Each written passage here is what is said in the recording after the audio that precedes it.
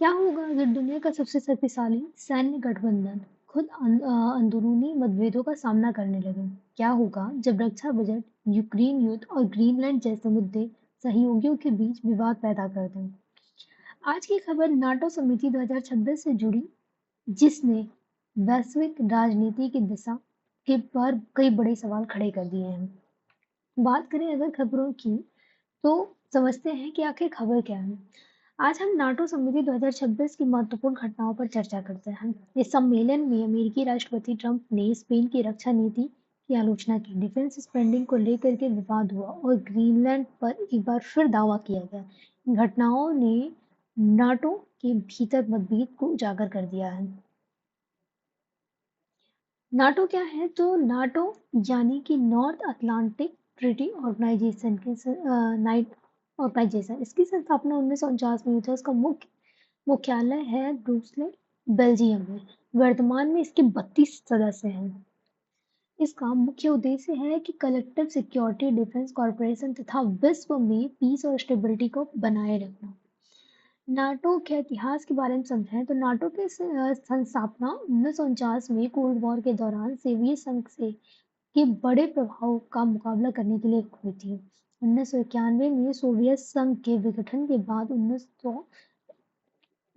के बाद नाटो का विस्तार हुआ। हाल के वर्षों में रसिया यूक्रेन वॉर के कारण नाटो पहले से अधिक सक्रिय और मजबूत हुआ है। अब बात करें अगर ट्रंप ने स्पेन को क्यों घेरा, तो सवाल उठता है कि ट्रंप ने स्पेन की आलोचना क्यों की है। इसका मुख्य कारण है डिफेंस बजट। ट्रंप का कहना है कि स्पेन नाटो द्वारा तय किया गया रक्षा खर्च का लक्ष्य पूरा नहीं कर रहा है। उनका मानना है कि अमेरिका पर सुरक्षा का बोझ अधिक पड़ रहा है और सभी देशों को बराबर योगदान देना चाहिए। अगर हम बात करें इसमें कि नाटो डिफेंस स्पेंडिंग रूल क्या है, तो नाटो का पारंपरिक लक्ष्य है कि सभी देश अपनी जीडीपी का कम से कम 2% डिफेंस पर खर्च करें। हाल के वर्षों में सुरक्षा निवेश को लगभग 5% तक बढ़ाने की चर्चा हुई है, जिसमें रक्षा के साथ सुरक्षा और संरचना भी शामिल है। ट्रंप चाहते हैं कि सभी सदस्य देश और रक्षा खर्च में तेजी से वृद्धि करें। अब अगर हम इसमें स्पेन के पक्ष को देखें तो स्पेन का दृष्टिकोण अलग है। स्पेन का कहना है कि केवल रक्षा खर्च बढ़ाना पर्याप्त नहीं है, देश को वेलफेयर स्कीम और आर्थिक संतुलन पर भी ध्यान देना होता है। साथ ही सभी देशों की आर्थिक क्षमता समान नहीं होती, इसीलिए डिफेंस स्पेंडिंग धीरे धीरे बढ़ाई जानी चाहिए। ग्रीनलैंड विवाद क्या है? तो बात करते हैं ग्रीनलैंड की। ग्रीनलैंड इसलिए महत्वपूर्ण है क्योंकि यह आर्कटिक रीजन में स्थित है। रेयर अर्थ मिनरल्स उपलब्ध हैं, ऑयल और गैस के बड़े भंडार हैं। यहाँ पे भविष्य में शिपिंग रूट यहीं से विकसित हो सकते हैं, इसीलिए ग्रीनलैंड का भू राजनीतिक महत्व लगातार बढ़ता जा रहा है।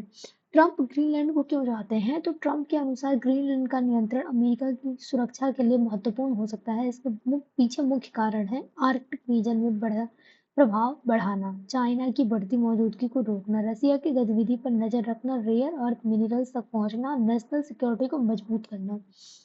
अब डेनमार्क का रुख क्या है? तो ग्रीनलैंड डेनमार्क का स्वायत्त क्षेत्र है। डेनमार्क ने स्पष्ट कहा है कि ग्रीनलैंड बिकाऊ नहीं है और उसकी संप्रभुता पर कोई समझौता नहीं किया जाएगा। इसीलिए इस मुद्दे पर दोनों पक्षों के विचार अलग-अलग हैं। नाटो में मतभेद क्या है? तो नाटो के भीतर कई मुद्दों पर मतभेद सामने आए हैं, जिसमें कि defence spending, Ukraine policy, Trump की रणनीति, यूक्रेन और यूरोप और अमेरिका के बीच बर्डन शेयरिंग। ये मतभेद भविष्य में नाटो की एकजुटता को प्रभावित कर सकते हैं। रसिया यूक्रेन एंगल क्या है? तो यूक्रेन वॉर के बाद नाटो का विस्तार और अधिक महत्वपूर्ण हो गया है, लेकिन रसिया इसे अपनी सुरक्षा के लिए चुनौती मानता है। यही कारण है कि यूरोप की सुरक्षा व्यवस्था और अधिक संवेदनशील बन गई है। आर्कटिक जियोपॉलिटिक्स क्या है? तो आज आर्कटिक रीजन वैश्विक प्रतिस्पर्धा का केंद्र बन चुका है। यहाँ यूएसए, रसिया, चाइना, कनाडा और डेनमार्क अपने अपने हितों को सुरक्षित करने की कोशिश कर रहे हैं। इसका मुख्य कारण है ऑयल, गैस, मिनरल्स, नए रूट्स।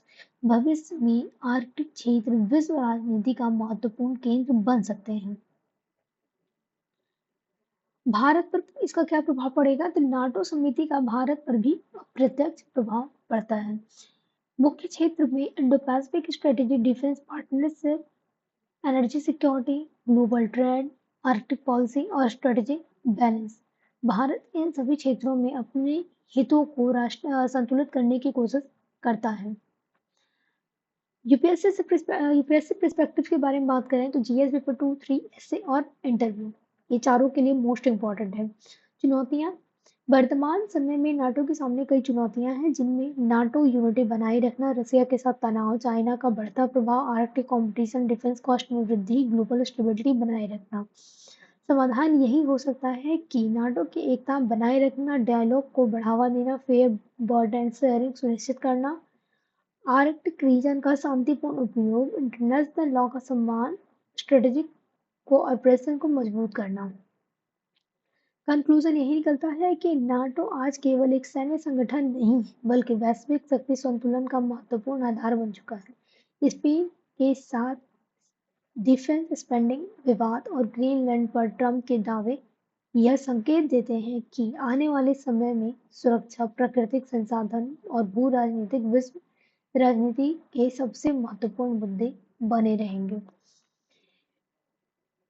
21वीं सदी में युद्ध केवल हथियारों से नहीं बल्कि संसाधनों, रणनीति और वैश्विक गठबंधनों से तय होंगे। नाटो समिति 2026 हमें यही सिखाती है कि बदलती विश्व व्यवस्था में कूटनीति और सामरिक संतुलन दोनों सामान्य रूप से महत्वपूर्ण है। धन्यवाद।